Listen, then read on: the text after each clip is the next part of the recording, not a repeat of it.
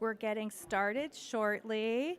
I get to see all these faces as we're preparing for the main event. And we are live streaming, so I'm making sure people virtually can hear and are watching with us tonight. Good evening, everyone, and welcome. My name is Catherine, a Programs and Partnerships Librarian here at Arlington Public Library. Before we get started, I have a few housekeeping rules to get out of the way. Please silence your devices. In case of an emergency, please take note of the emergency exits along the sides and towards the back. So there's doors around the sides. I would like to say a few thank yous. First and foremost to the Friends of the Arlington Public Library for their continued support for all of our programming. I'd also like to thank One More Page Books, who is outside and helping us with tonight's book signing. And thank you to my fellow library staff from across departments to help support events like this one. For our patrons tonight, I want to highlight that Arlington Reads turns 20 years old this year, while the library also celebrates, yes.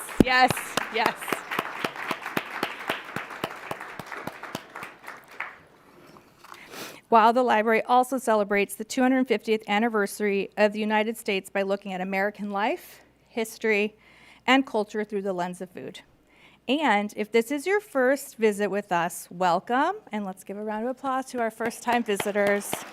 A warm Arlington welcome.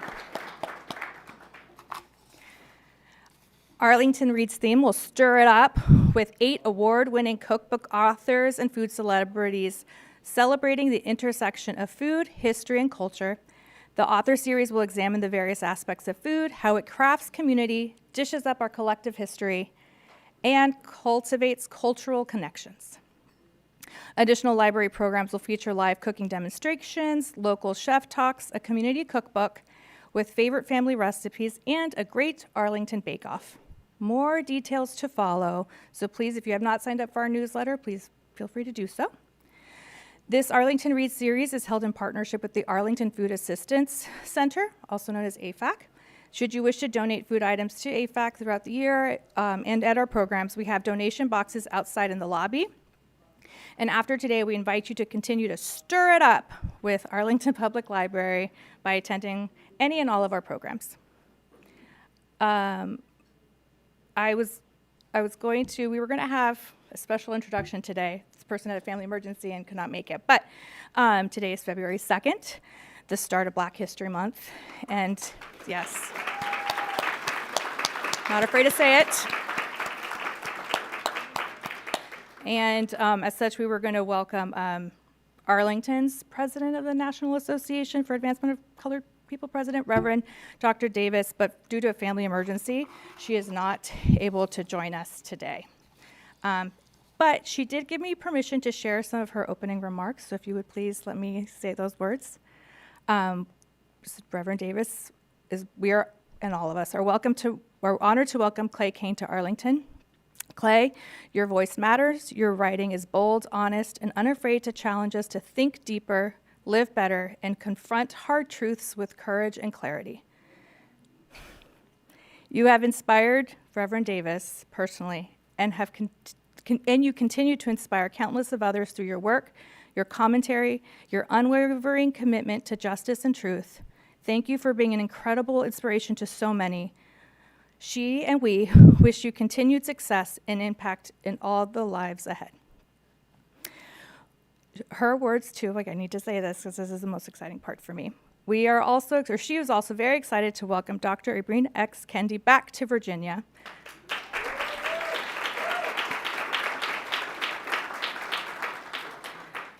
She had the deep, deep honor to serve as your youth pastor when you were both in Manassas, just a little bit down the ways if you're not familiar.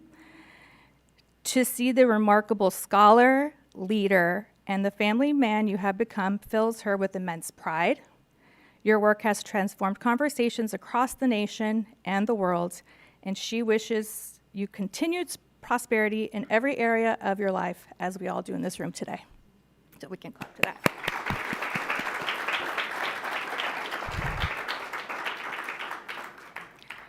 Reverend Davis continues, to everyone assembled here tonight, Thank you for showing up. Thank you for caring. Thank you for engaging in conversations that are not always easy, but always necessary. We are grateful, she's grateful to the library for hosting and sustaining these crucial dialogues that help our communities and our world be more just, more informed, and compassionate. So thank you guys again for being here today.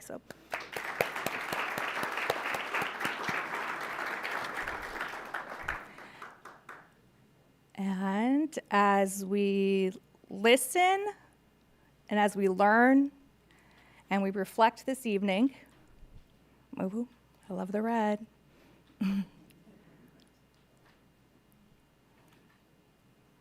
May we also be motivated to act, to stand up for others, to speak truth with love, and to use our voices and influence to create a more equitable and humane world for all. Thank you all, and without further ado, let's please give a warm round of applause to our featured guest.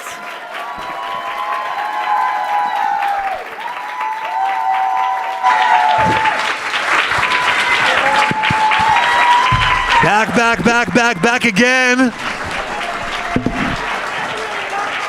Arlington, this is amazing. Thank y'all for coming out in this cold. I was cold until I saw the smoke.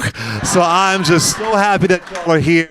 And it's incredible to be here with the amazing Dr. Ibram X. Kendi. Thank you for being here. So we're gonna have a great conversation. We're gonna open it up to a Q&A as well. But from my heart, this has been a beautiful week. It's been an incredible week. It's really been a week of community. And I have no issue saying this. I've been on basically no legacy media outlets. Nonetheless, all of y'all have showed up for the characters in this book, people that have been erased. Some people decide who should be remembered. And with this book, we show who deserves to be remembered. So I want to thank y'all. Live stream, everybody. And it's just a pleasure to be here with Dr. Kendi. Thank you so much. Hello, everyone. It's a pleasure to be here with you as well. And this is a powerful book. For those of you who haven't read it, you're in for a treat. You may not get that much sleep tonight, but that's a good thing. I want to start out with you write in your introduction about why you decided to write this book. And you write essentially that this novel is yet another sort of demonstration that African Americans freed themselves. And I want to hark back to 1863. Abraham Lincoln signs the Emancipation Proclamation. Within weeks, he has people casting him as the great emancipator, The great liberator. and it is a narrative that we were freed, that persists to this day. Why was it so important for you to challenge that narrative? It's one of the great lies of our history, right? And Reverend Al Sharpton once said, Lincoln didn't free the slaves freed Lincoln, right? And I wanted to show that from the very beginning, despite what Kanye West says, we were all, I know he's apologizing now, but whatever, but we were always resisting. We were always pushing back. And the characters in this book, it shows you their superpower. And this is despite who was president of the United States. This is despite who was in power, even locally, that it was always an act of resistance. And one of the things that I was talking to my dear friend Antar over here about this, for the most part, a lot of movies or portrayals we've seen around American chattel slavery, it is always the white people who are centered. Remember Amistad? I'm like, is this the Matthew McConaughey movie? Or is like, why am I seeing so much Matthew McConaughey? It's always, and this is Amistad, it literally caught all over a slave ship. I think about even the movie On Lincoln, starring Daniel Day-Lewis. I mean, there isn't even a Frederick Douglass character in that movie. They could even put on a Frederick wig and tell somebody's story. The erasure is so apparent. So I wanted to unearth these stories from the archives and show you that the Civil War, the war begins long before the Confederacy. It is constant. It is consistent. And we all know the great stories of Denmark Vesey and Nat Turner, and those are incredible stories. But I wanted to show stories that that may not get the same kind of attention, especially if women were at the center of it, right? All of these things. So this idea that Abraham Lincoln was the great emancipator, when he was once called the most famous slave catcher in America, who supported the Fugitive Slave Act, who until his last 2 weeks of his death was still talking about deporting black people out of the country, right? I wanted to debunk that. This is what liberation looks like. And then lastly, I say it throughout the book, remembering is an act of resistance. If we would have told this story of slavery when I was a kid, when a lot of y'all were kids, we'd be in a much different country. If we would have told Dr. Kendi's work around liberation, stand from the beginning, we'd be a much different country. They don't want this story told. They don't want us to know, or even some white kids to know, because they don't want to create any John Browns. They don't want to create Tina Marie's. You know what I'm saying? Like, or even John B's. They don't want any of that. So, you know what I mean? You know, out on a limb. Don't you know I love Tina Marie. But so those narratives, those lies, especially around Lincoln and so on, I wanted just to crack a hole in that. And I wanted to take that part of the lie and I wanted to burn it down.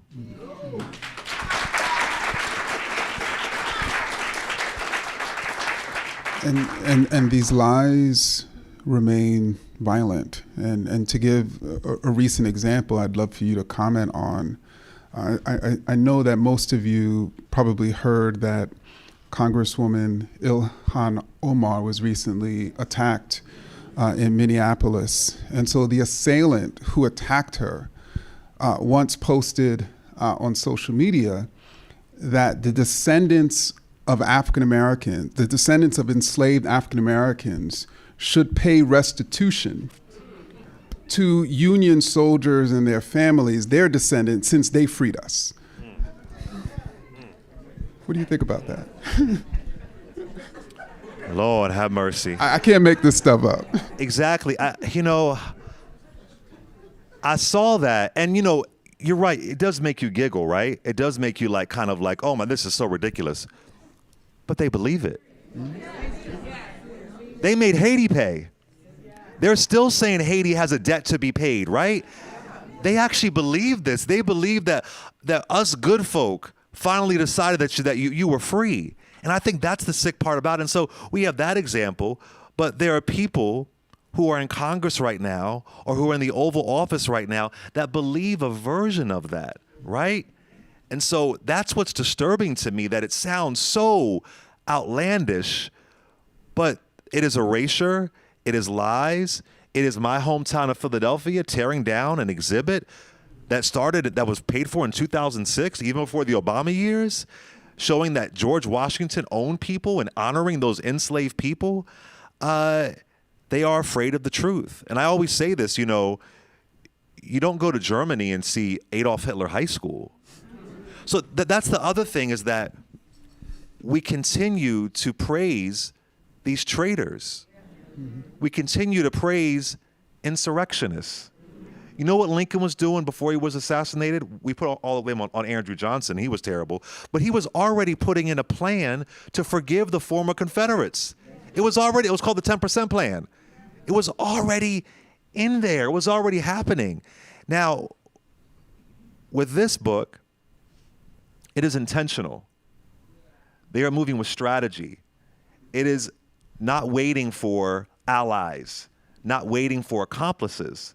It is saying that I have to use whatever power I have in my own hands to free myself, to free others. And one flame can spark a million fires, right? So I love that you brought that up, because that's part of the flame that we have to spark. And I've been saying this, I love Gil Scott-Heron, right? and he was talking about his iconic song, "The Revolution Will Not Be Televised," and he said, "Well, what I was talking about is not necessarily physically the revolution here. So when I say burn down Master's house, I'm talking about here. You can't burn it down nowhere if you don't start here, you know?" I feel like I'm preaching. And and to add to the conversation about Lincoln, I think many people don't know that a few weeks before he signed the Emancipation Proclamation, he spoke before Congress. And in this speech before Congress, he presented an offer to the Confederacy and basically asked them to lay down their arms. And if they decide to lay down their arms, then he will agree to compensated gradual emancipation. Yes. And he stated to Confederates that we just wouldn't want you to free people before 1900. And if you do that, then we'll compensate you. And the Confederacy was like, no. And that's, of course, why the war continued. He signed the Emancipation Proclamation. But there's another character in the book that you complicate, a character who, like Lincoln, has long been viewed as this critical abolitionist figure. Can you talk about that character? Thaddeus Stevens. This is one of the things I'm really proud of in the book, and I've been seeing on my social media people mentioning the name Charity Butler next to Thaddeus Stevens. One of my hopes with this book is that we resurrect the name. I'm not going to give anything away, but Thaddeus Stevens, considered a great abolitionist, and he did say some great things. He did some good work. But what makes him a star in Pennsylvania when he was a lawyer in Pennsylvania was a case of a woman named Charity Butler. And Dr. Kendi, I would tell you, when I was writing it, it felt spiritual. It felt like Charity was like speaking through me, because you could only find one paragraph on her. But I found the court records from the case. I found quotes from Thaddeus Stevens. Now, there isn't much from her, right? But I could only imagine what this woman is going through. You have to read it, but it is stunning. And I hope that now every time somebody mentions Thaddeus Stevens, they mention Charity Butler. I even read a big old biography on Thaddeus Stevens, and I saw one paragraph on Charity Butler. Just one. That is shameful. If I can find an entire court case, y'all can give more than one paragraph. But and it's not even one of those things where we might say, well, it was the times. No, there were white folks back then who were abolitionists, truly abolitionists, who didn't need to destroy an entire black family to get it, right? So no one should get a pass. No one should get a pass. And when I was writing that chapter, I was just thinking, they attempted to end her bloodline. Who could she have been? She could have been the next Phyllis Wheatley. She could have been the next Ida B. Wells. So her revolt, her way of burning down Master's house. And one of the themes in the book is don't let them take what they can't touch. Yes, clapping. I hear that. And it goes on all throughout the book. And Charity is one where she does not let them take what they can't touch. So I truly hope, and again, it's historical fiction. We don't know what happened to them, but I figured something out. You know what I'm saying? But it's that chapter probably has the most historical documents that I was able to work with. And so I just hope that people remember. And if it becomes a movie, I just hope that, don't censor nothing. Who would you want to play Charity? Oh my gosh, who would I want to play Charity Butler? You know what I would love? An unknown, an amazing up-and-coming black woman from Juilliard or from the Freedom School in Philadelphia. I want it to be just an unknown. My only hope if it becomes a film is that Coleman Domingo is involved in some way. So I love him. I met him many years ago in New York. I love Coleman if you're out there. He's such a great, brilliant guy. He loves Phyllis Hyman like me, so he's from Philly. Any Phyllis Hyman connection. You like Phyllis Hyman, Dr. Kendi? Oh, come on now. I don't play about Phyllis now. For some folks, it's Michael Jackson and Prince. For me, it's Phyllis Hyman. But yeah, just to have Coleman Domingo involved, that would be a dream. But the actors, I just think of, just to have unknowns that could really capture these characters and these stories in this history. So you described a character named Larkin as you were introducing this character as you write, he wasn't just brave, he breathed clarity, a man who used his words like tools rather than weapons. What did this mean? So all of the main characters are named after real people. All the secondary characters, the names that I used were my ancestors in Gooseland, Virginia, some of whom who were enslaved. So I found the record of Larkin, one of my ancestors, and it appeared he served in the Civil War. And so when I was writing, because Charity's real husband was called Henry, but I already had a Henry in the book, so I couldn't use the same name. And so when I used Larkin, one of my ancestors, I was just imagining the kind of strength that he would have. And I wanted to find a way to elevate him. I don't know his story. All I could find is one document and who owned him. He was owned by an Irishman. And that's all that I could find. So I wanted to make him the way that he used his power. His freedom is passed on from somebody else. And it's a way to elevate and honor my ancestors. Mm-hmm. So like I said before, this book is so ancestral. And that right there, as I was saying before, we all have our superpower. How will you use it? You use your superpower every day. I do my best to use mine. You all may do it in any way that you can, whether you're a teacher, working in a cubicle, working a 9-to-5, being a mom, being a dad, being a lover, being a friend. How do you use it? And that's a love story, that chapter. And women have hit me up like, I need a Larkin in my life. Women have hit me up like, Larkin's going to be the, I don't know who's going to play, but there's a scene where I describe him first in the book, and I just thought of this like strikingly beautiful, confident, handsome black man. And it's the first time that Charity sees a man like that. So do you see what I'm getting at here? The thread. Charity seeing a man like that, it stuns her. It takes her breath away. And he is proud and he is strong. So that description of him was thinking of who he would be in the book, but also thinking of my family and my roots. And there were many love stories in the book. And so why did you choose to integrate so much love in a book on revolution? Because I believe love is revolution, right? It really is.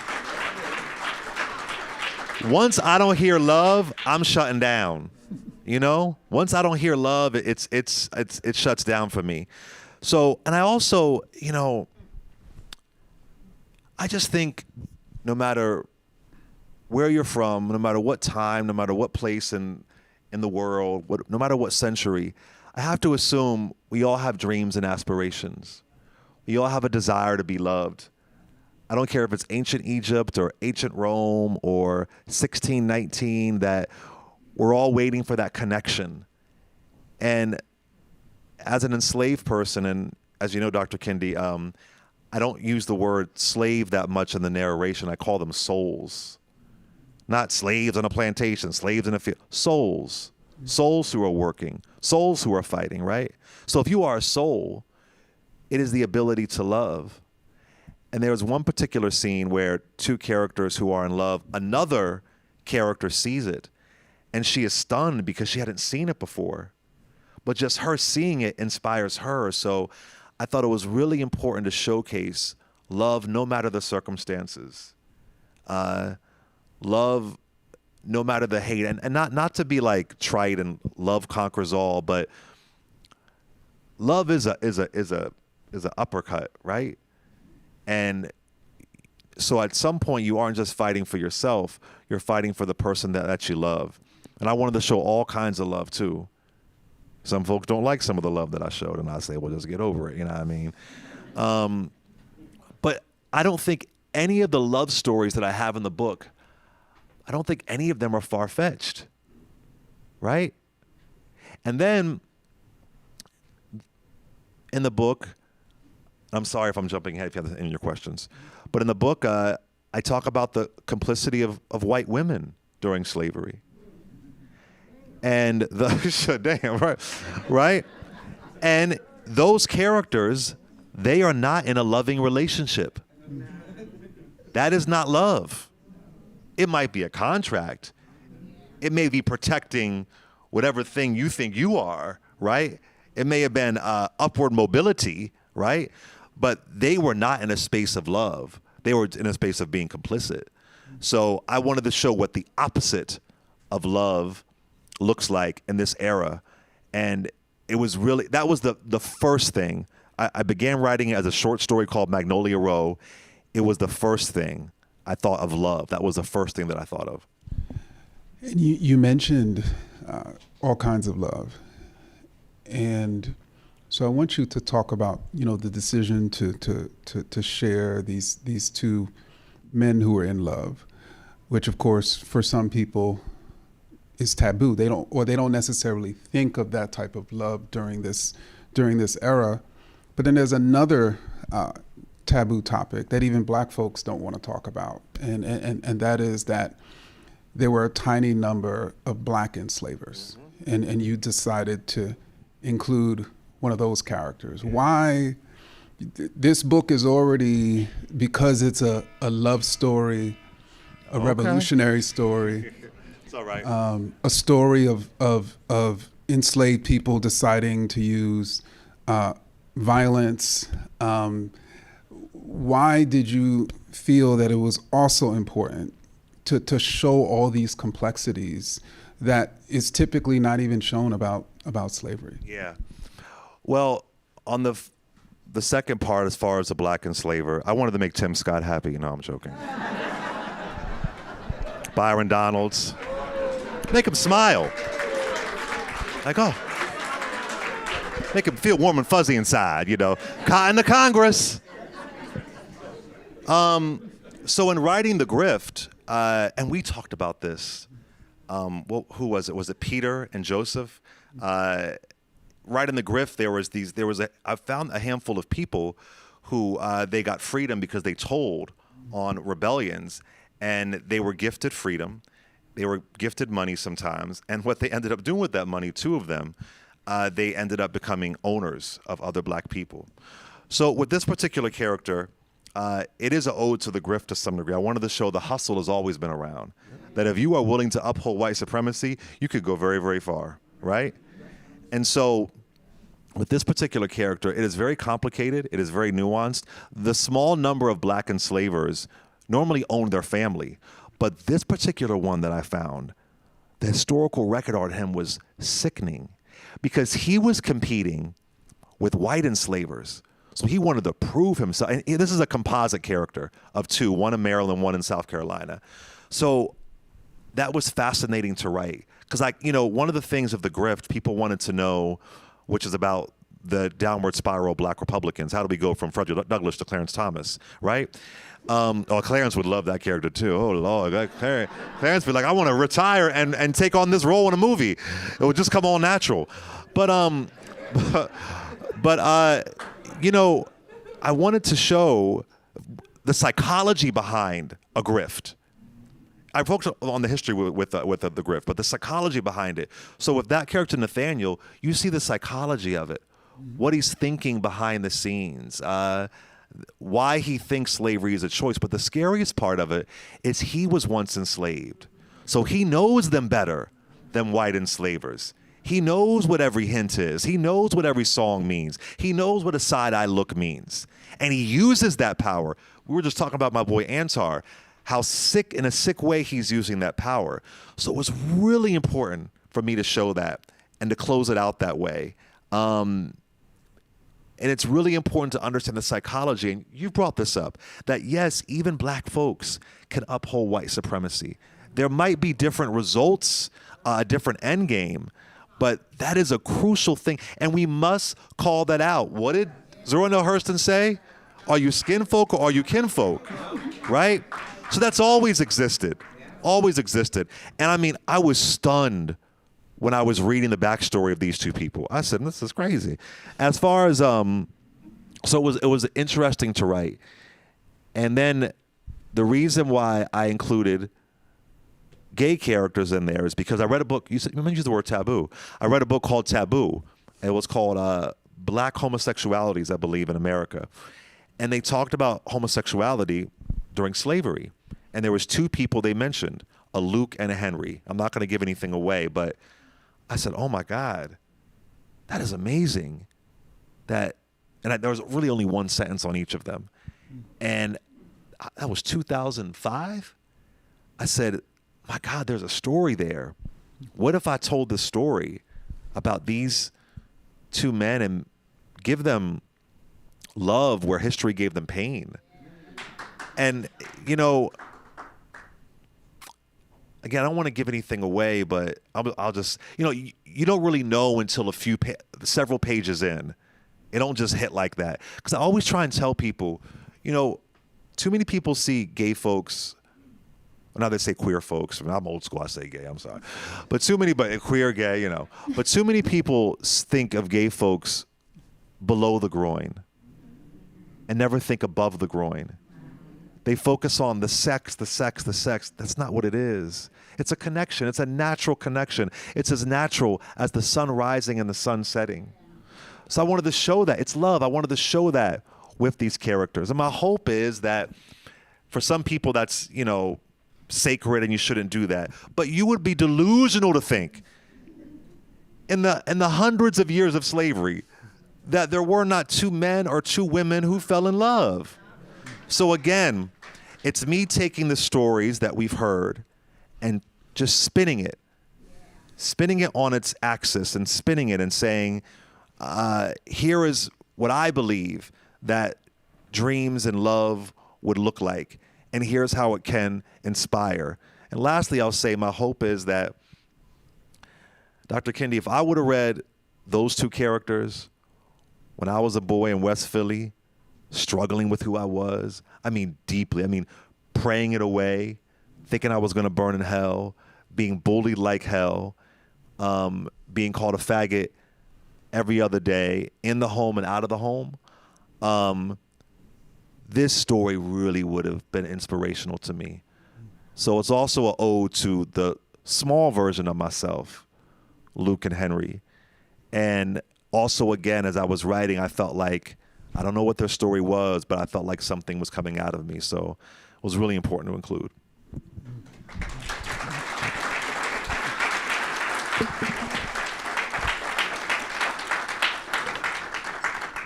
So I just have one more question, so y'all can get your questions ready.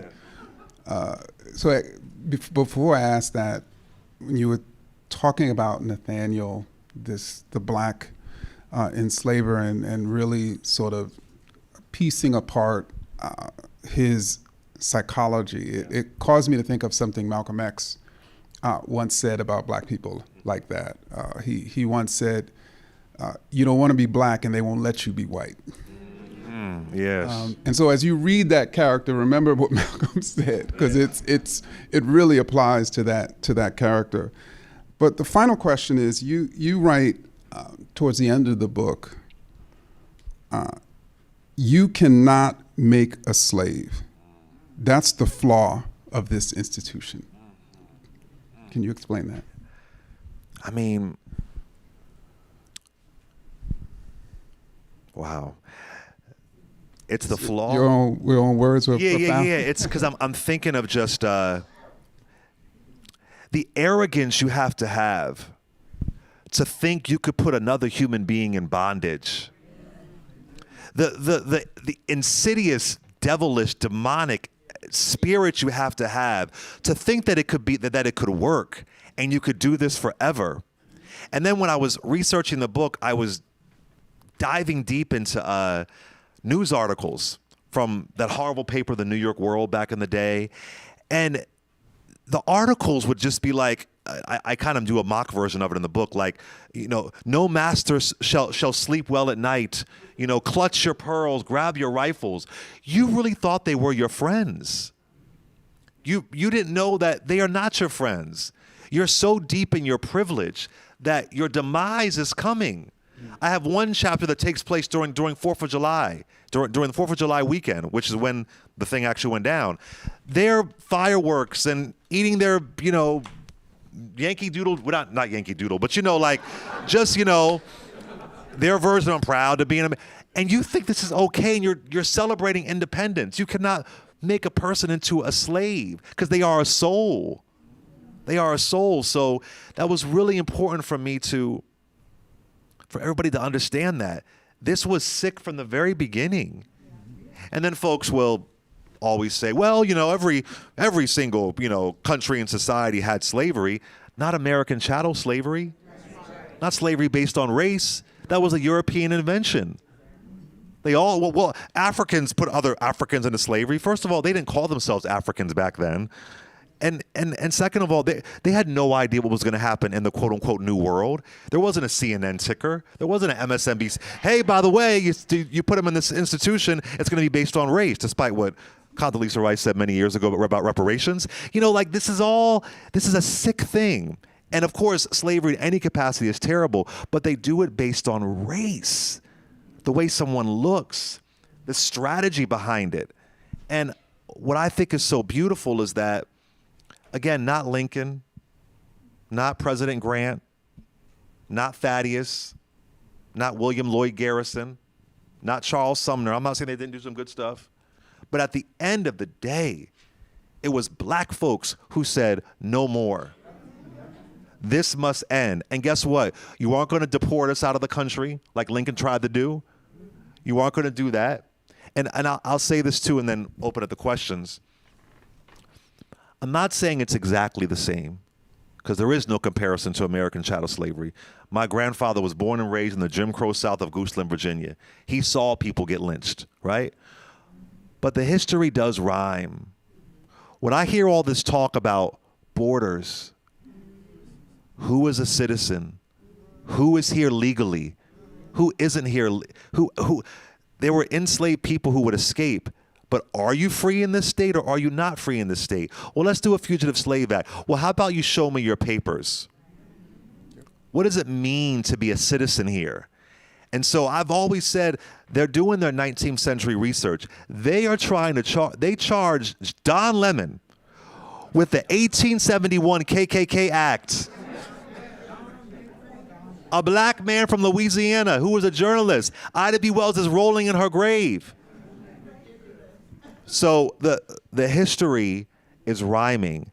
And my hope, at the end of the book, I have discussion questions.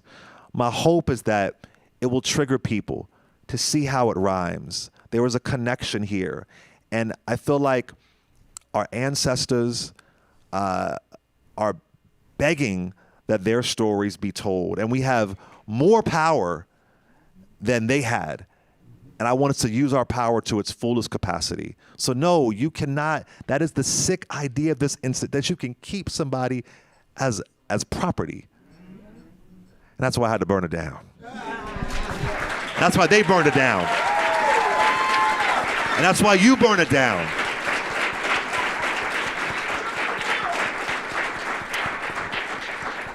All right, let's do some questions. So if we could form a line. Oh, great. Yeah, come on down. You Like want The to Price is Right. My grandfather used to love The Price is Right. All right.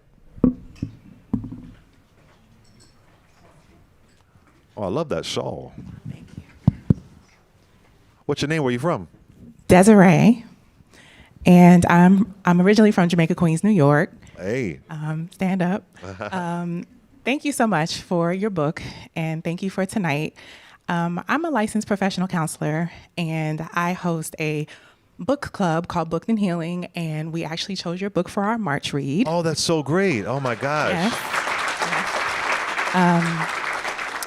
And the purpose of my book club is to pull out mental health themes. And I do this with Black literature. And one of the questions I have is, how did you incorporate any intention behind mental health symptoms or anything that the reader can resonate with in a psychological framework. That is all throughout the book. One of my dear friends, he's doing my video here, but he's also a social worker. And I would talk to him about, again, the psychology of it. It is all throughout the book, especially the Josephine character. That's chapter 2. She is dealing with trauma. She goes inward. She is quiet, but she is watching, right? And the way that she's processing and the way that she's breaking and escaping is a really important mental health angle. Back to Charity, she has a mental break at some point, but something brings her back, right? Enslaving people is immoral. It is a mental health travesty, right? And I can recall when I first heard the term post-traumatic slave syndrome. I remember thinking when I first heard it, I was young, like, that doesn't make any sense.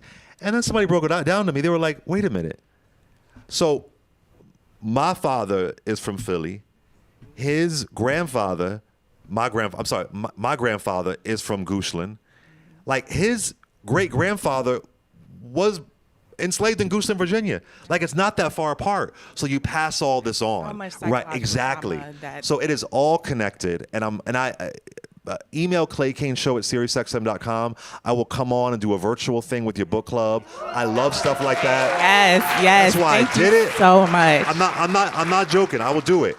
And Thank I'll come you so through. much. Let's chop it up. And it's March is Women's History Month, and y'all are gonna love. Yes. Josephine ain't no joke now. Josephine's the MVP. She's it.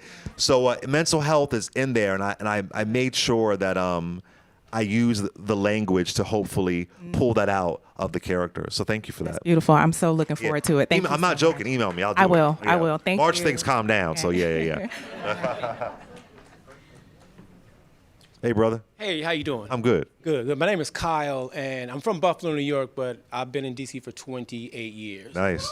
So Pre-gentrified DC. Southeast D.C., by the way. Southeast. I know. Alabama Avenue. Yeah. Alabama Avenue.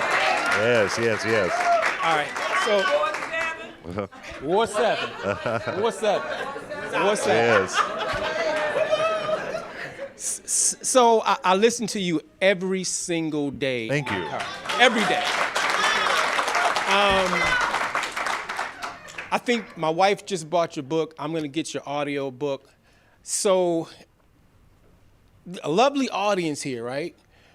But it would be really nice to see some younger people in here. Is there something that you on your show or Reese or me or us can do to attract some more young people? Because they really need to hear or read, books like that. Yeah. Well, I have various events coming up with some schools, some colleges. That will probably more so happen in September when, right now, I know we are in college season now, but the book comes out and people get more attention to it. So I'm totally down to do that. I'm also trying to get the book working and try to get the book in prisons, which is really important to me. We have too many young folks who are in prison. So I'm down to do it. I will say though is that all that you can really do is write the book, honesty, raw, and hope as many people will come. You know what I mean? So my hope is that y'all spread the word to your nieces, your nephews, your grandkids or your kids and say, yo, check this out. Just read the introduction. Just read chapter 1 and see how you feel. So I think it's a matter of passing it on, but I'm definitely putting in the effort. I love speaking at schools. I love speaking at colleges. And so I'm definitely down to do that. I am doing some work on that. So yeah. Great. Thank you for that, brother. Thanks. Go ahead, please. And if I could add, as you'll see with the book, this is an R-rated book. It is, yeah. But that doesn't mean that, I could certainly talk to Clay about maybe creating a young readers. I would love to do that. Yeah. We can edit some of the stuff out. We can make it a little bit of edit, I love that shirt, and that man, Cecil Williams, is still with us. He ain't never scared. I love it. Hello, I Hello. am Carmelita. I am from Arlington. We welcome you, Ward 7. Yes. And Ward 8. I'm gonna be at Dorothy Height Library on Thursday. So yes, all right now.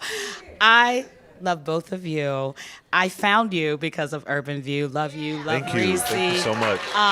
And I could not let you come to my town without showing up to support. Yes. Little City Books will get my book to me by tomorrow. Okay, you better support I got Jersey. You. I I know got that's you. right. I Yeah, got yeah, you. yeah. So we listen and Yeah. we do. And I love this whole dialogue. I'm glad no one has spoiled the book for me yet. Yes, yes. So I'm excited about that. The questions before me, dang, they're hard to follow. No, you good. They were great, but I kind of want to piggyback on what they were talking about. I came from the VIP section in the back. Yes. And so, Very so, important. I was an educator for over 2 decades. I was actually a principal in DC. Wow.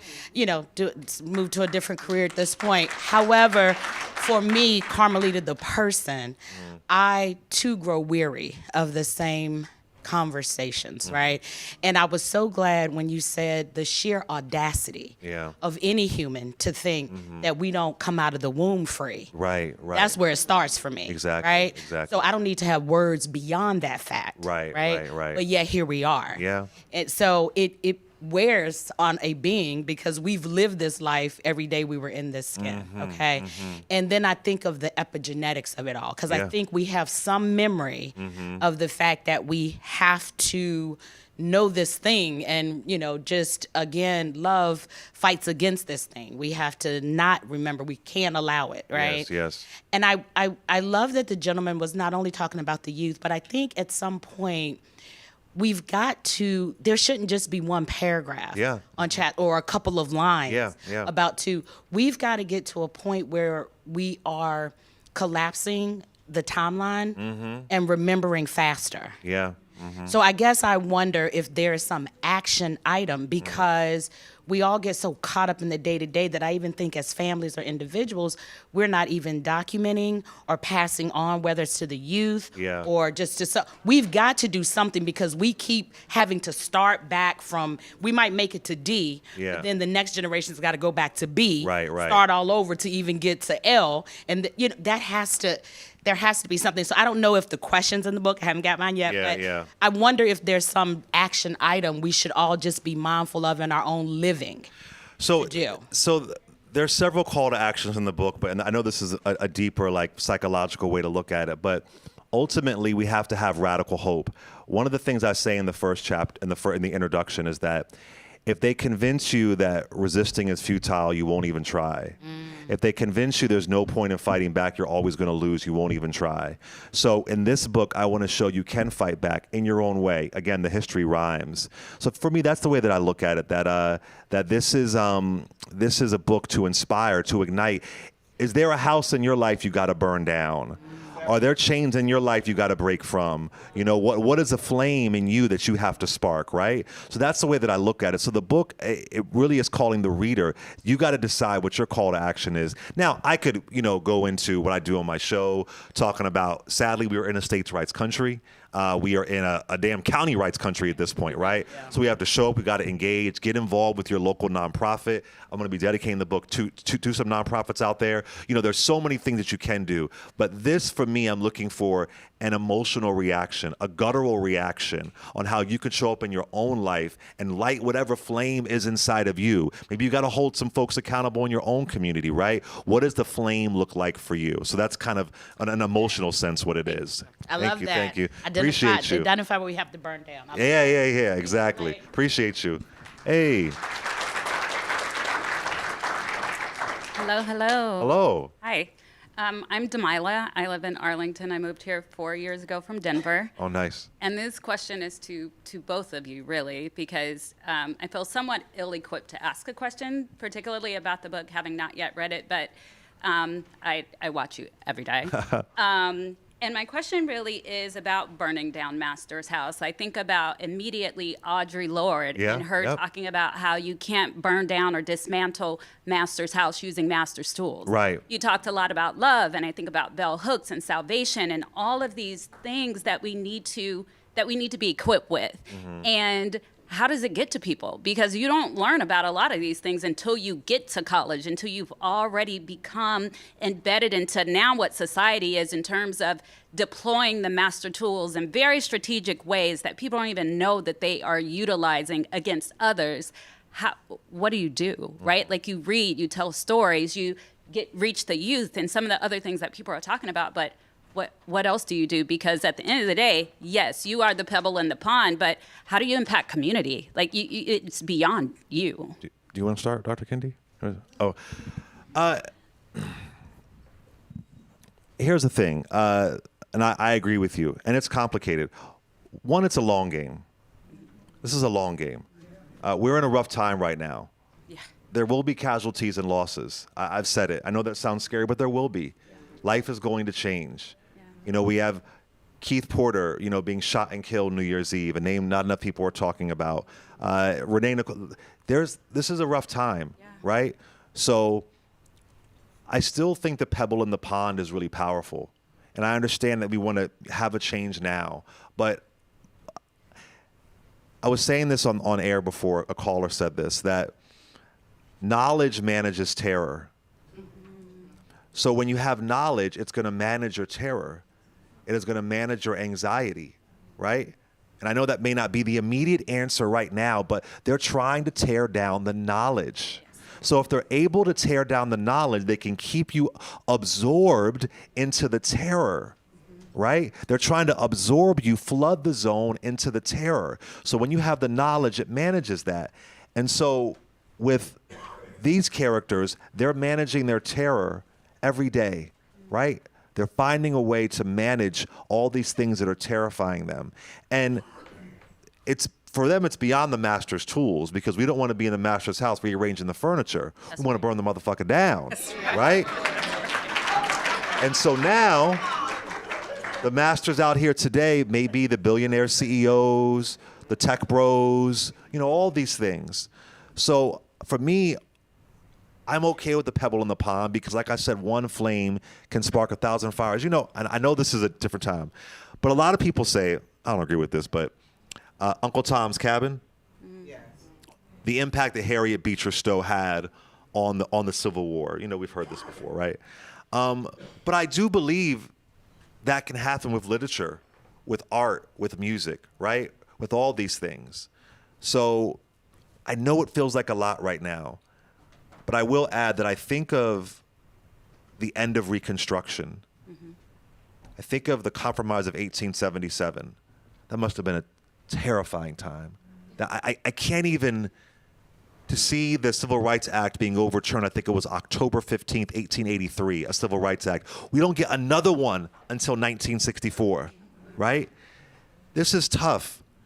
But I don't have any kids, but I have a sister. I have little cousins. We will make it out on the other side of this. Will it be in my lifetime? I hope so.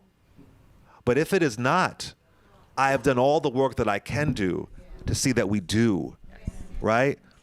So yeah, that's what I would say to that. I know it feels overwhelming. I know it does. Go ahead, Dr. Kendi. No, I'll just give an example. Today's February 2nd. Second, yes. And so February 1st, 1960, 4 freshmen at North Carolina A&T decided that they were going to sit in at a local Woolworth. And in their mind, they were like, you know what, this is an injustice. We are going to demonstrate against this injustice. And within weeks, Black college students all over the South were sitting in. And so that's part of that's why I think the analogy of the flame, like, you never know when you're going to spark that flame. That's right. That's right. Thank you both. Thank you so much. Enjoy the book. Enjoy it. Hi. Professor Clay, the voice came. I'm not a professor yet. I love you both. Thank you. I'm beside myself standing here in front of you. I just can't believe it. What's your name? Where you from? Carla from Maryland. Oh, okay, great. And also Tia Witch online. Follow you both and love you. I've seen your name before. Yeah, I've seen it. pops Yeah. up a lot, I'm sure. Yeah. I love a good witch. My wife I and love a good witch. Yeah, and yeah. I love a good pagan. I Well, really do. I will say it's also my last name's Witcher. Okay, so okay. I thought it was a witch thing. Yeah. Yeah. I love pagans. I'm here for it. Yes, and that, and both. Yes, yeah. yes. So I'm a Tia, so Okay. it works out. Gotcha. Although I'm not melanated, as Karen Hunter would say. Yes. I have my family's very international and very diverse, Mm-hmm. and I'm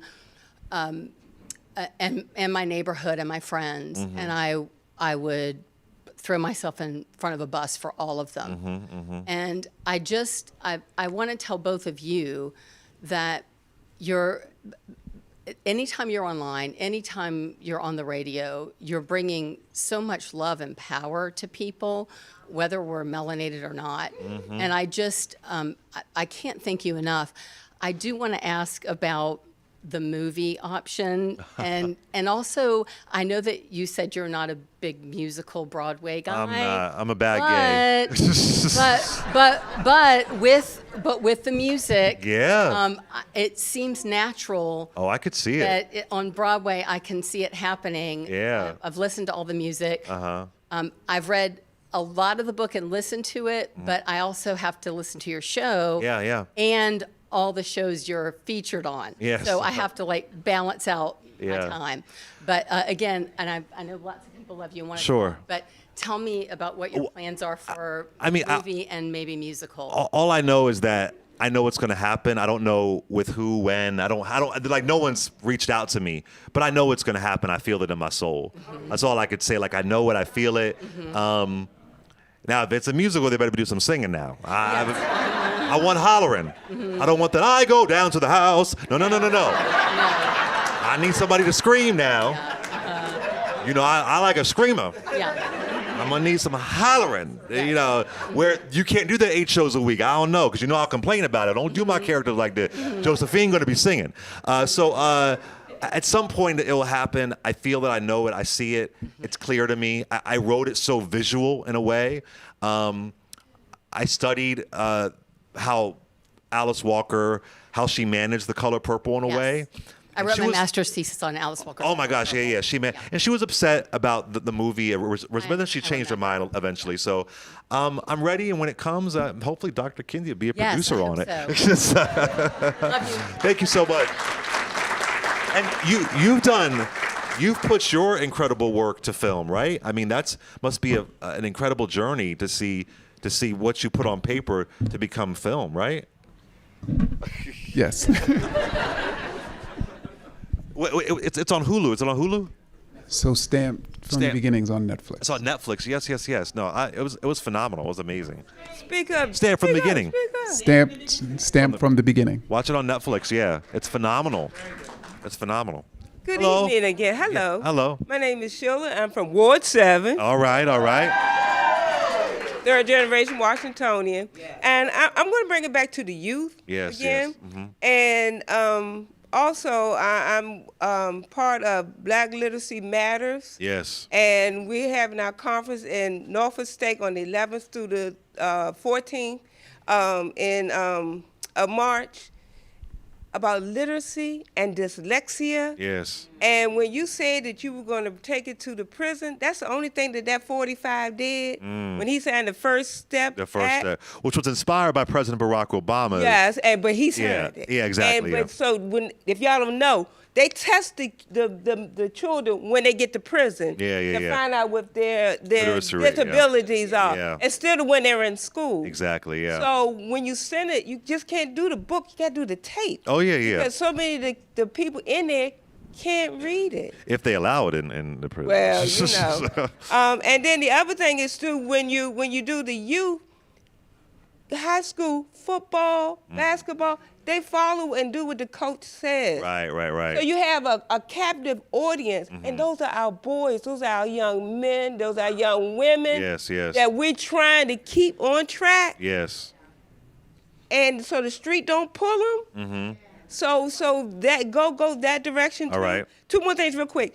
One of my granddaughters is in big school in D.C. Mm-hmm. And when they did Hurston's book, Zora Neale Hurston? yes, they could read the characters, the little voices and everything. But when they started talking about the Holocaust this month, well, you had to be respectful. And she came home very upset. So I want to let you know that there are our kids, there are teenagers Yes. who are getting it, but the racism that they're getting in high school, Right, exactly. middle school, It's intentional. in D.C., and I'm putting it out there. Yes. Is bad. Yes, So, when you think about that, and then the last thing is keep going, do it right, and you speak up some more. What was the name of your movie? Stand from the beginning on Netflix. Thank you so much. Yes, let's do these last two. Then we have to close it out, y'all, because we're in this beautiful library, and gotta do their work. Come on, last two. Hi, Thank you. My Hey. name's Teresa. I live locally in Arlington. I was Nice. really excited to hear that you were working to get the book in prisons. I work with a local nonprofit called DC Books to Prisons. Oh, wow. We're entirely donation based. Oh. Send books to 600 plus prisons across the country Oh. every year. Oh. And I know from some of the incarcerated folks I'm able to speak with that they will find any excuse to not reopen prison libraries. Put your email in my phone, please. Thank you. I'm not joking. I'm serious. Put it Still in there. using COVID as an excuse to not reopen prison libraries. It is incredibly difficult. I love that. Yeah, they're fighting back with that. Exactly. And it's so important. And so I feel like this organization is one small way Okay. of, I love it. of fighting that resistance, against a truly racist organization. And so curious to hear you kind of opine about other opportunities to push back in many different ways. Listen, my best friend, he doesn't mind me saying this, he was incarcerated for 6 years, I would say overcharged. And he was saying how much the book, thank you so much, your name again?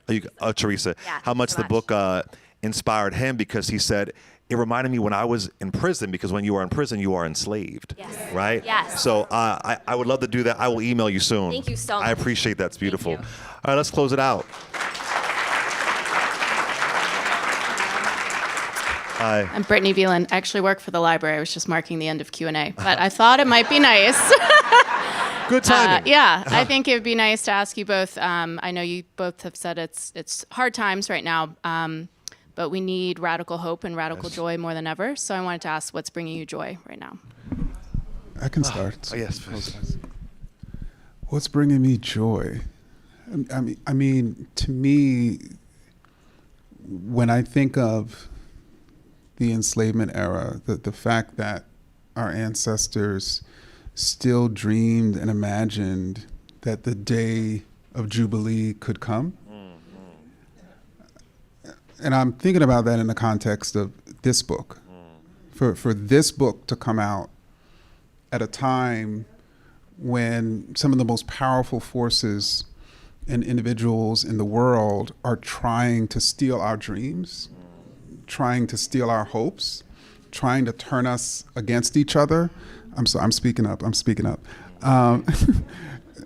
Trying to convince us that we were freed by someone else, trying to convince us that we were made into slaves. I mean, it brings me joy, right, to just read a book like that, to read and reflect on the courage of these characters. I'm telling you, as you read certain things in this book, it's going to bring you a tremendous amount of joy. And so I just want to applaud you, on this book, Clay. Thank you so much. Thank you. So, if you listen to my show, you know that my best friend, Alexa Munoz, she passed away May 25th, 11:40 a.m. And here is her class ring. It's on my neck. I wear it wherever I go. She was editing this book as she was dying. She should have been a writer. She was so brilliant. She was an English lit major, and she was editing this book. She had lupus, and because of the healthcare in this country, it's part of the reason why she's not here. So what brings me joy is her memory, is her fight for me, her loyalty for me. And I see her as an ancestor now. What brings me joy is to think of my grandfather, Thomas, seeing me in this moment. When I think of my Aunt Patsy, who passed away at 44 years old from an asthma attack, seeing me in this moment. What brings me joy is to think of all the folks before me that I don't even know, but their spirit is with me. And so that is what lifts me up. And as crazy as things are right now, Alexa would do anything to be here just to be able to complain. Because Lord knows she could complain. But those memories, those thoughts, it brings me so much joy. And I'm just trying to, and I encourage you all to do it, I just try and stay in the moment. I wake up daily and I affirm and I manifest something beautiful is going to happen today. And when I do that, I find the beauty in something. So like I said before, don't let them take what they can't touch. You just are not going to take my joy. I'm going to lean into it. I'm going to find it. Not every day can be sunshine. There's got to be a little bit of rain for the sunshine to come. And I know that. But what brings me joy is fighting for my joy, always leaning into it and finding it. And to be here with you in this moment, Dr. Kendi, this is our first time meeting in person. He came on my show twice. We had a great conversation. I emailed him. I said, hey, would you be open to hosting an event? He said yes right away. I'm just so grateful that you're doing this. That shows a lot. That's how you show up. Everybody here at the Arlington Public Library, I lived in libraries when I was a kid. When you're poor, you go to a library. You know what I mean? You live in a library. So the kind of work y'all are doing, seeing all of y'all here, I walked and everybody greeted me. Joy right there. And ultimately, all of you, if you're Urban View fam, if you're Clay Nation fam, we rock this 3 hours a day, 5 days a week. Reese Colbert, we come out on these streets. We are in these streets. Reese! Reese keep her joy. Yeah, exactly. Yes. So all of that, and even in these book tour stops, this is a serious topic, but you hear me laughing. I'm still going to be Clay, and all of that comes in this. So that's what brings me joy, and and a little margarita don't help. I'm sorry, helps. Do you drink, Doctor? You don't drink, do you? You don't seem like a drinker. I'll get a little bit lit. That always helps too, So listen, I want to thank y'all for being here. It means so much to me.